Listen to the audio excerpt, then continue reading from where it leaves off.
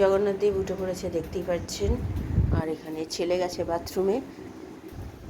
নমস্কার, নতুন একটা ভিডিও নিয়ে চলে আসলাম। উঠে পড়েছি, ফ্রেশ হয়ে গেছি।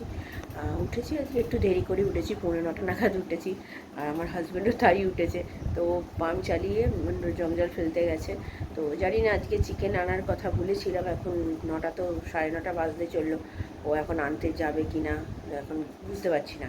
যদি না যায় তাহলে কোনো ব্যাপার না, আমার পোস্ত আছে, মাছ বার করবো, তাহলে মাছের ঝোল করে ফেলবো। এবেলাটা তো হয়ে যাবে, রাত্রিরের জন্য দেখছি কিছু একটা করতে হবে।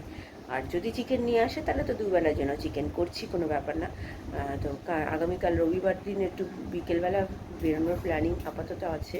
এখন দেখা যাক কী হয়। বৃষ্টি হলে তো যাওয়া যাবে না, কারণ কি কেনাকাটা আমার কিচ্ছু হয়নি পয়লা বৈশাখে। ছেলের জন্য কেনা আছে, আমার জন্য একটা আছে, আমার হাজব্যান্ড কিনবে না, হাজব্যান্ডের আছে। তো যাই হোক, এইসব টুকটাক জিনিস কেনা আছে, তো সেগুলো করতে যাওয়া হয়নি, যেহেতু পরীক্ষা চলছিল ছেলের। তো দেখা যাক কালকে, আগে থেকে বলে তো লাভ নেই। যা ওয়েদার এখন, সকালে ভালো, বিকেল হলেই বৃষ্টি। এখন যদি হয় বিকেলে, তাহলে তো ছেলেকে নিয়ে ওই জোরের মধ্যে গিয়ে তো কোনো লাভ নেই। তো দেখা যাক এখন কী হয়। আর এখন দেখি আমার হাজব্যান্ডের সাথে কথা বলি, কী বলে, যাবে কি না চিকেন আনতে, তাহলে সেই বুঝে ব্যবস্থা করবো। তো চলুন, আপাতত এখন একটু বসি, আমি গিয়ে রান্নাঘরে গিয়ে চা করবো। মাসি তো এসে গেছে, মাসি জামা কাপড় কাচ্ছে, মাসি কাজ করে বেরিয়ে যাবে। তো চলুন, আমি পরে আসছি। চা বসিয়ে দিয়েছি এখানে আমার জন্য। আমার হাজব্যান্ড বাজারে গেছে চিকেন আনতে, পাম্প চালিয়ে। আর এখানে নতুন করে দুধ জাল দিতে বসিয়ে দিয়েছি। তো চলুন চাটা করি। আর মাসির এখনও কাজ করছে, ওটা করে ঘর মুছে দিয়ে চলে যাবো। আজকে ওই ঘর মুছবে না, কালকে মুছবে। তো চলুন চাটা করি। চা পাতা দিয়ে দিয়েছি এখানে, চাটা একটু ভালো করে ফুটো। চলুন চাটা ফুটিয়ে নিই, নামিয়ে ফেলবো। চাটা খেয়ে থাকি, তাহলে আসলে আমার হাজব্যান্ড তো খাবে না চা, তো আসলে মাংসটা ধুয়ে ঝাই করে কোটাকুটিগুলো করে রাখবো। আর পেঁয়াজ নেই, নাহলে পেঁয়াজ থাকলে মাসিকেই বলতাম একটু কুটে দিতেন। দেখ গিয়ে আর কী করা যাবে। চলো আমি একটু চাটা ঢেলে ফেলি। চা কমপ্লিট। আর এইদিকে দুধটা ফুটতে শুরু করবে, এখনও করেনি। তো চলুন চাটা খেয়ে নিই, তারপর আমি পরে আবার আসছি। রান্নাঘরে চলে গেছি কোটাকুটি করতে। আমার হাজব্যান্ড বাজার করে নিয়ে এসছে, এখানে আমও নিয়ে এসছে, আর সবজি নিয়ে এসছে কিছু, আর মাংস নিয়ে এসছে। তো চিকেনটা তো ধুয়ে রেখে দিয়েছি, সেটা আর আপনাদের সাথে শেয়ার করে নিই। আর এখানে আমটা কেটে নিচ্ছি, চাটনি করব। এত বড় আম, একটা আমেতেই অনেকটা আম হয়ে গেছে, দেখতে পাচ্ছেন। ছেলে আর আমি বেশি খাই, আমার হাজব্যান্ড তো শুধু ঝোল খায়, আম খায় না।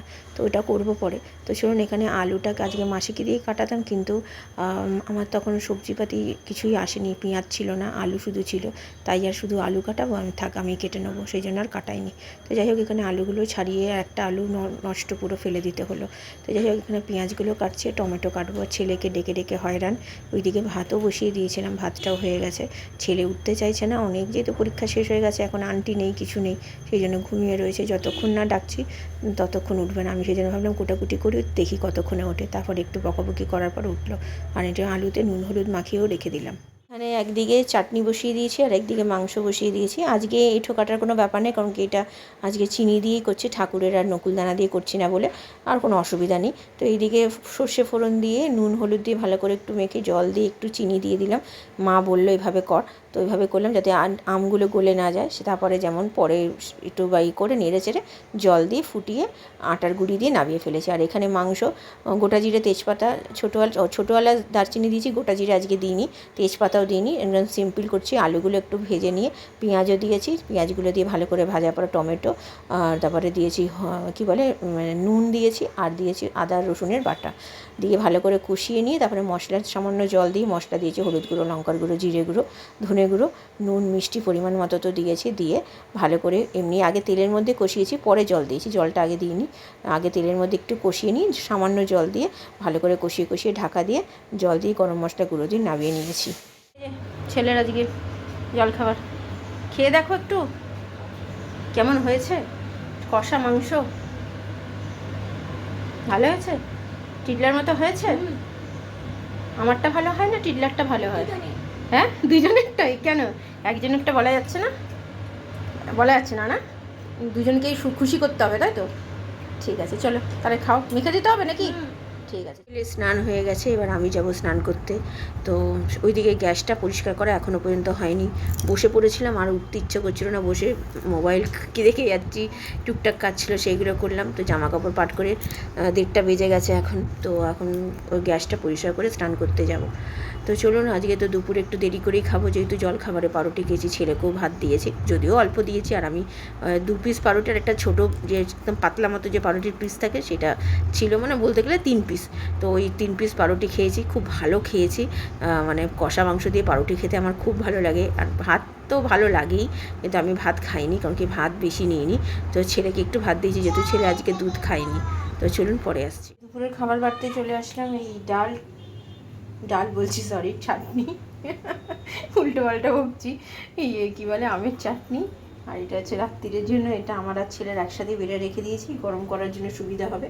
আর এটা হচ্ছে, দেখি কালকে তো বাইরে বেরোবো, বাইরে খাবো, সোমবার দিন উপোস, সোমবারও খেতে পারবো না, এটা মঙ্গলবারের জন্য রেখে দিয়েছি। মঙ্গলবার রাত্রিরে রুটি দিয়ে খাওয়া হয়ে যাবে। আর এখানে লেবু আছে, আমি একদম আলাদা করে ভাগ করে রেখে দিয়েছি, এত মাংস একসাথে খেয়ে লাভ নেই। তো সেই জন্য, আর খেতে অসাধারণ হয়েছে। খুব যে পাতলা করেছি তাও না, আবার খুব যে রিচ করেছি, মানে বেশি করেছি, ঘন করেছি সেটাও না। তো মোটামুটি একদম মিডিয়াম আছে। তো চলুন খাওয়া দাওয়া সেরে নিই, পরে আসি। কেমন খেলি? ভালো খেয়েছো? মাংসটা ভালো হয়েছে? আর চাটনিটা তো পেট এমন ভর্তি হয়ে গেছে, চাটনি তো আর খেতেই পারলি না। ঠিক আছে, রয়েছে, অনেকটাই করেছি, কালকে খাবি। আমার থেকে তো খেলি, কেমন হলো? চাটনিটা ভালো লেগেছে? তাহলে এখন কি করবে?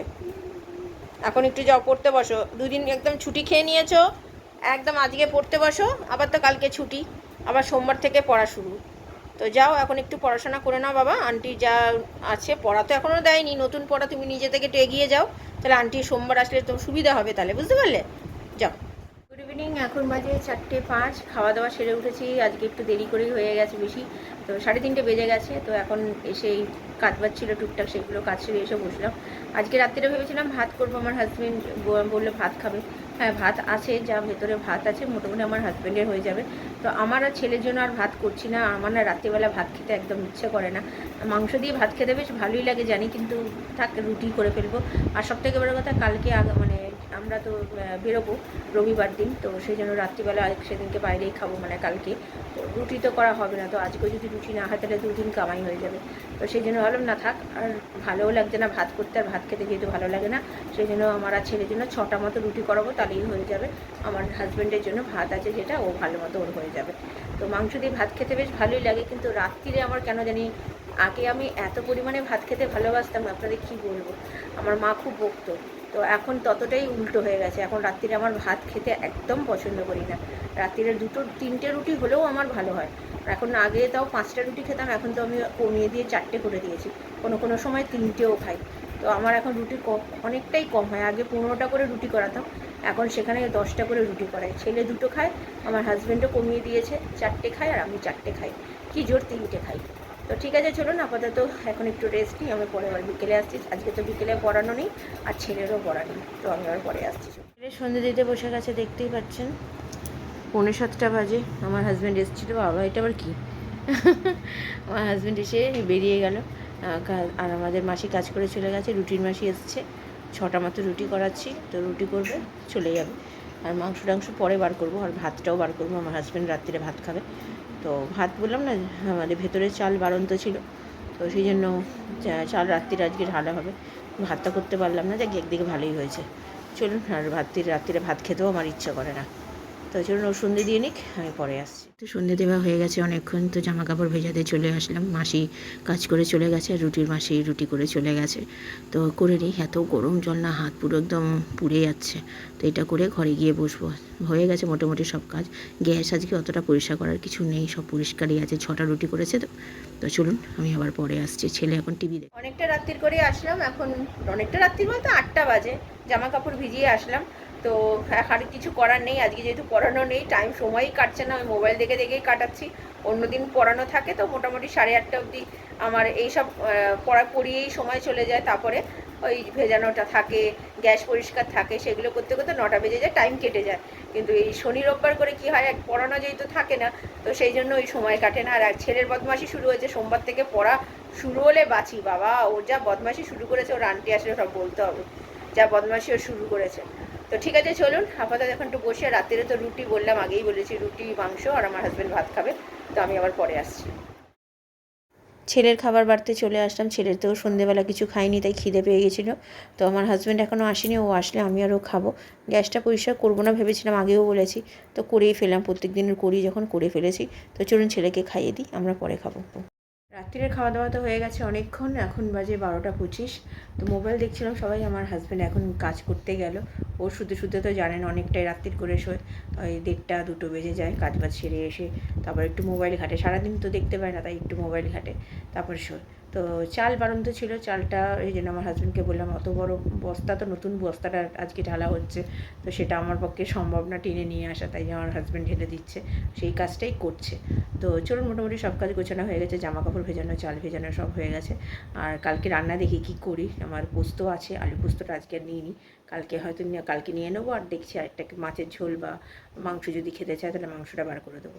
তো ভিডিওটা তাহলে আরবারও করছি না, ভালো লাগলে লাইক শেয়ার সাবস্ক্রাইব করবেন। কালকে নতুন একটা ভিডিও নিয়ে চলে আসবো। আপনারা ভালো থাকবেন, সুস্থ থাকবেন, নমস্কার।